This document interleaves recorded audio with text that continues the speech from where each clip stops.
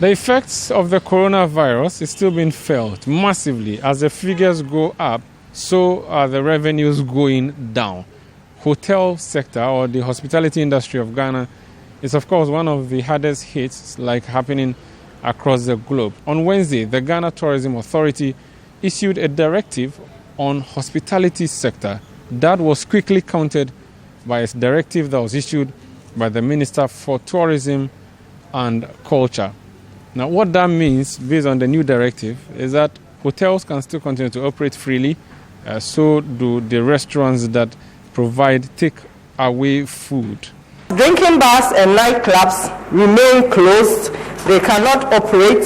Food chains and restaurants, including restaurants in hotels, can operate takeout and delivery services. This means that you can go to the food chain like Papaya or KFC, order your food and carry it away and have a meal in your home. Or you could go to a restaurant, order a meal and carry it away. On the other hand, you could also take advantage where they have delivery services to place a phone call, order your meal, and it will be delivered to you at home and you can enjoy your meal. So this is a clarification that we want to bring to the public and to the industry, and we hope that they will ensure compliance with these clarifications.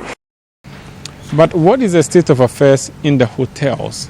How are they being patronized? What are the challenges they are encountering? And for starters, we are at the Airport View Hotel in Accra. We're going inside to see what is happening, what is not happening, and what the minister's directive even means to their operations. So for starters, they have their Veronica bucket at the entrance, and there's a gentleman waiting to check my temperature. Hello? Oh, 36.1. So I'm safe to go in. All right, thank you. All right, so this is Airport View Hotel, and I believe you are the boss here. Yes, I am. Have you been operating all this while, or you just reopened this morning based on the minister's directive? No, Airport View has been in operation throughout this COVID season. Okay, so there has never been a communication, a directive that says you should close. Has there ever been one? No. Okay, so what do you make of the directive yesterday then? Oh, I don't know. I think it's more to create awareness that maybe some of the hotels are still open. Okay. Because we have remained open, and I think a couple of other hotels have remained open. So you are open. Are you operating to maximum capacity? That I can say no. Okay. Can you show us some of the services you have and which have been abandoned? Okay. All right. So we're going to look around what they have and what they are not using. The reception area doesn't look as busy as you would expect. Where are we going to? That's our pool side. Okay. Currently, I mean, even though there's no real directive on pools, but the pool side is empty for now. So people don't use your pool? Yes,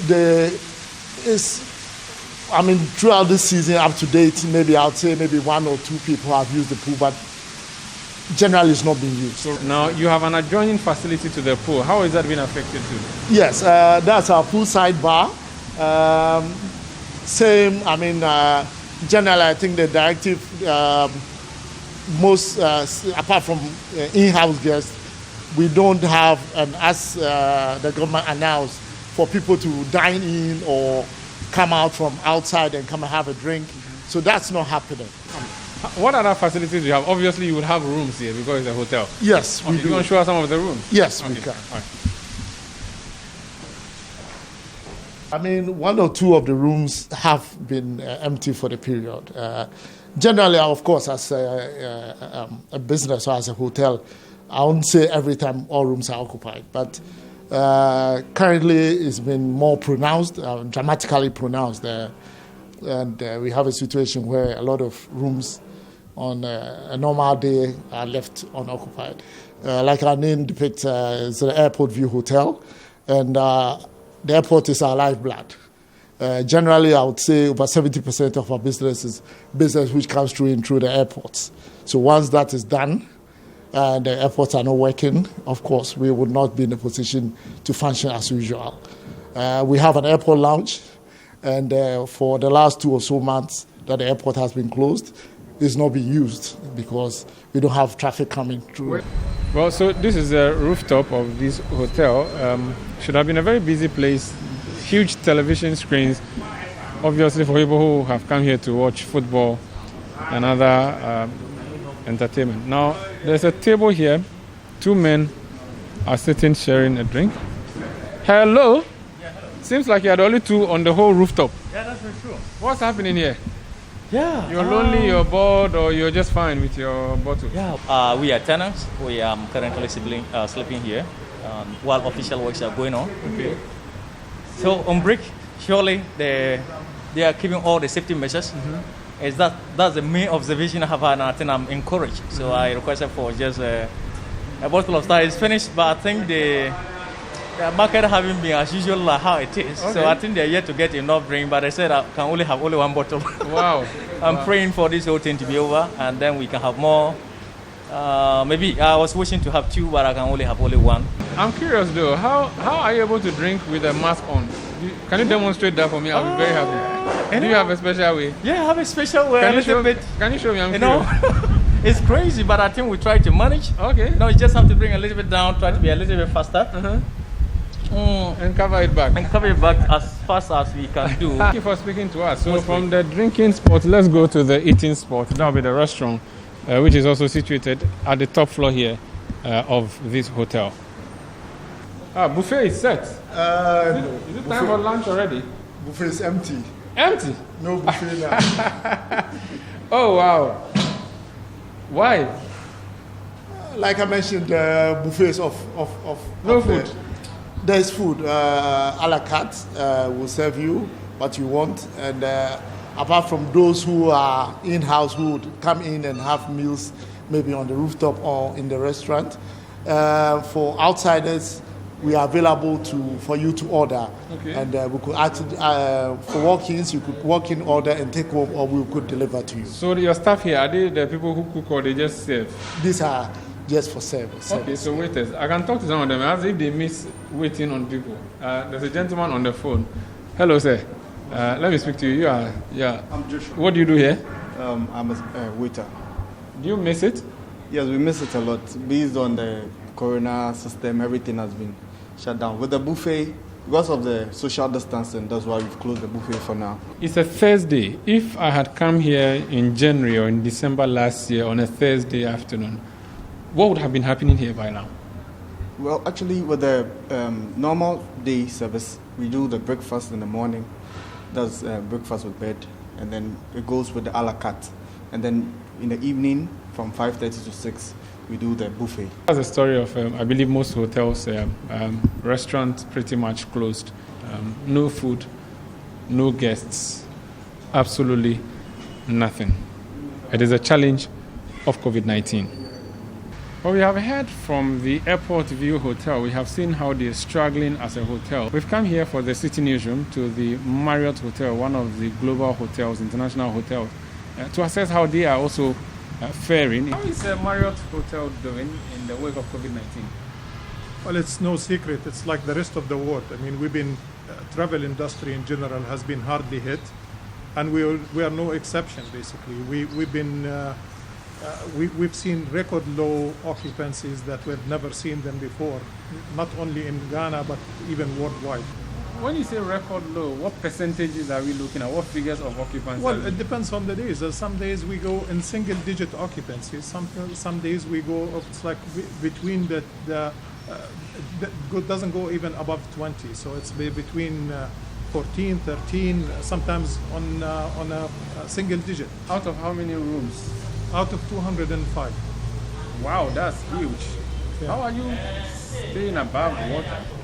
Well, we basically don't. We try to manage. Did you have to send your staff home? Some of your staff home? Well, the majority of our staff they are at home basically, and we keep a skeleton of team that they will be able only to service the few guests that we have, and that the rest they are sitting at home. Basically, they are mainly, I would say, more than 85% of our staff they are at home. Our menu, we have to scale down our menus and so on. So our offerings, so it's not like a full-fledged services. Massage, restaurants? No massages, no. Gym is only limited to people whom they are staying in house, and again with keeping social distancing so it's basically 1 or 2 people at the time in the gym, so very, very limited. Swimming pool also is open, but it's hardly being utilized basically. And again, that's only to when you have people that they are being locked almost for 2 months, it starts getting to you. Conferences? Same thing, because though our rooms are equipped and set up for social distancing, for individually packed meals and so on, but not being utilized, hardly any meetings or conferences taking place as of course, result of what's going on. So how are the numbers looking for you, like in terms of revenue? They hardly can keep the lights on, basically, and I mean, it's no secret. We will not even will not be able to survive if situation continues like this. This is very difficult for our employees. We are doing some payment cuts. We have not laid off anybody, but we're doing payment cuts for everybody across the board. And it's difficult for our investors also, for our owners whom they invested this, and they have also some responsibility. The directive from the Ministry of Tourism on the restaurants in hotels, is this something you can implement? How are you implementing it? Well, let me put it like this. Honestly, it came as a shock for us, because with the lockdown being lifted up, that means things they start being easing up for people to move on. And came this directive. Now, it's difficult for the guest whom I had in-house that has been coming and eating his meal in the restaurant. Now I'll tell him, as of now, today, you will have to eat in your room, and you are not allowed to come down in the restaurant. It's going to be very difficult. It's confusing for us. It's confusing for our guests. So it would be great that we can get some clarity on this. Thank you very much for speaking to us. Well, so that's another story there about survival in the hospitality industry, especially during this COVID-19. It seems to be a struggle. Big hotels are going down. Small hotels are essentially shut down. The president of the Hotels Association is my guest on Citi Newsroom. Hello, sir. So, first of all, how are you receiving this new information from the government about hotels? Well, thanks so much for the opportunity. Honestly, for us in the hotel sector, there's nothing new. So we're a bit surprised by the directive from the GTA, which, like you said, the minister has come to correct. Mm-hmm.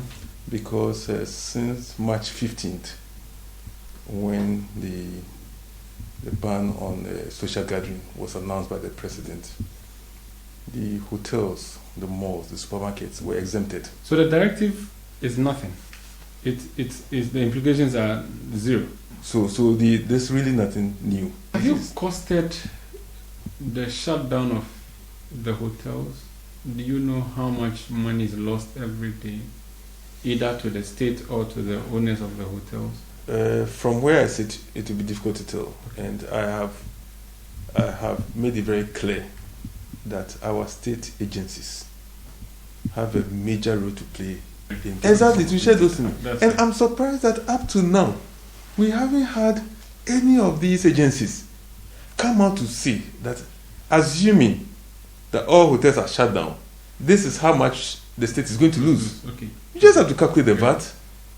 And you can make the deductions. You can make the deductions.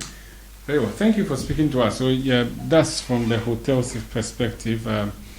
The closure clearly was non-existent, so the information sort of doesn't mean anything according to the view he's speaking. But suffice it to say, hotel owners are still struggling.